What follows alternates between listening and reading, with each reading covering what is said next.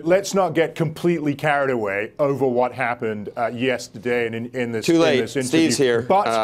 But I think it is something that is serious. It is a troubling development. You know, whether the president was being careless or whether the president was deliberately trying to put pressure on the Fed, it creates the impression in markets that the White House is trying to put pressure on the Fed to follow an easier interest rate policy. And that's just not helpful. It's not helpful for the Fed. It's also, in the end, not helpful for the administration either.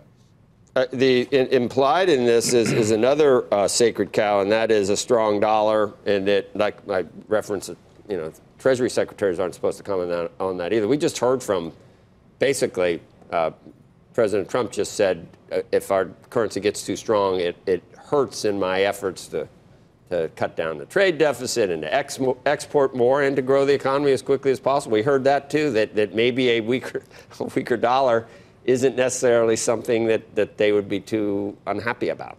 So that's for sure. We've known for a long while that this president is someone whose instincts go in the direction of a weaker dollar. But remember, why is the dollar strong right now? The dollar is strong right now because under the president's leadership, we had a massive fiscal stimulus at a time when the economy was already at or around full employment. That's going to push interest rates up. It's going to push the dollar up. And you throw on top of that trade conflict. If you have the reserve currency, if you are the one with a trade deficit and you launch trade protection, guess what? The dollar goes up.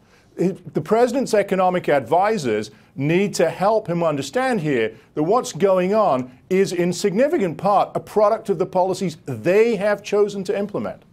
Steve, if you're going to, you want to, as Trump, remember, he likes ratings. He likes ratings on The Apprentice. He likes ratings when he does an interview. He so likes do ratings. You, almost as much as Trump. That's right. Only for Squawk Box. Right, no, exactly. No, so, no, I don't. That has nothing to do with it. But, so here he is, in his mind, he's tax reform, deregulation. Right. And with that word, and the stock market's pretty good. But then he's going to try and do some trade stuff, and he's thinking, that's one headwind. I don't need another headwind with higher rates. So, I mean, it's very obvious to me why he would say that. I know that I saw some of the comments, and he's the president, but it wasn't that long ago when he wasn't the president. He was a real estate guy. So, if you were, okay, whether the president should have said it is yesterday's story. I want to today's story. Let me tell you what today's story is. Today's story is we're still seeing some My opinion is this, is that the question is twofold. One, looking at what the president said, is the dollar now a weapon in the president's trade war? Right, and okay, this is number one. Having that in the minds of the Chinese, which are able to manipulate their currency if they choose to. Right. You wonder how that falls out. They are manipulating in the sense that they have not raised rates while the Fed has raised rates, so the differential there.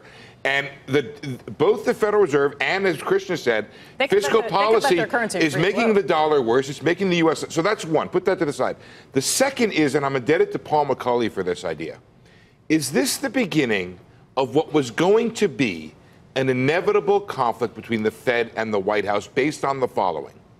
The White House has a theory of the economic case, which is that we can raise potential growth. We can grow faster without inflation if we do the following things to the economy.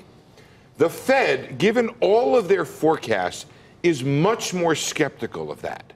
So I think they were, and this is Paul's idea, who by the way, said this was going to happen months and months and months ago, that they were headed for this collision course, which was that Powell is going to believe, and most of the Fed is going to believe, that the underlying interest rate for the economy should be higher than the White House will believe it needs to be because of the inevitable effectiveness of the tax cuts. Yeah.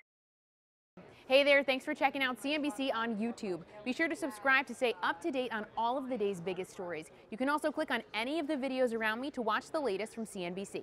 Thanks for watching.